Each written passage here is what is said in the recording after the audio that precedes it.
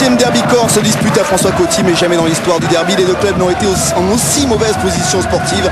Beaucoup de nervosité donc au coup d'envoi, et les Bastiais qui se poursuivent d'entrer une première occasion avec la percée de Tony Vérel qui sert Romain Rocky. La frappe de Romain Rocky, mais Porato se couche sans problème sur ce premier ballon.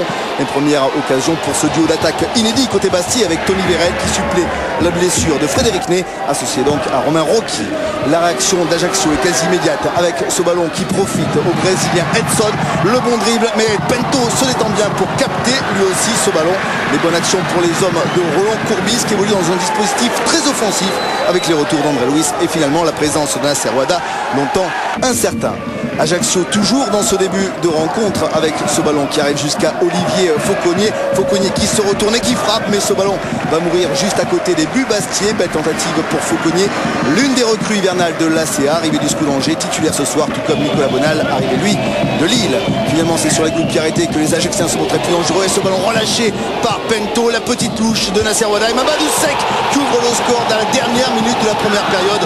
1-0 pour l'ACA sur ce coup de patte génial de Nasser Ouada, et puis la finition de Mamadou Seck, le Sénégalais, entré en jeu à la 20e minute pour suppléer la blessure de Fabien Laurenti, et donc les Ajacciens qui mènent 1-0 à la pause, ce qui provoque la colère évidemment de François Ciccolini. Ce petit instant de déconcentration a coûté cher à ses troupes.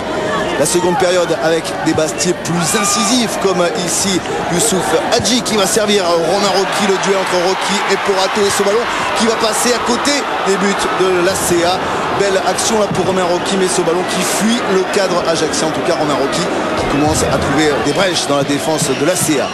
Les Ajacciens qui jouent sur coup franc avec ici André Luis qui va trouver la tête de Mamadou Seck, et une nouvelle fois une superbe détente de Nicolas Pento pour préserver l'espoir côté Bastiais, mais belle occasion tout de même. Et puis derrière, eh bien, le jeu va se durcir, et cette faute de main de Xavier Collin n'est pas sanctionnée par monsieur Le Dentu.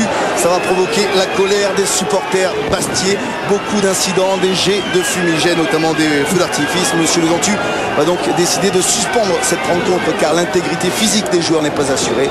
Les joueurs qui vont attendre une dizaine de minutes dans le couloir avant que le calme ne revienne pour 5 dernières minutes. Le match va reprendre, 5 minutes de suspense pour Roland Courbis, mais le score ne bougera pas. 1-0 pour l'Ajaccio qui décroche son 3e succès de la saison, peut-être le déclic.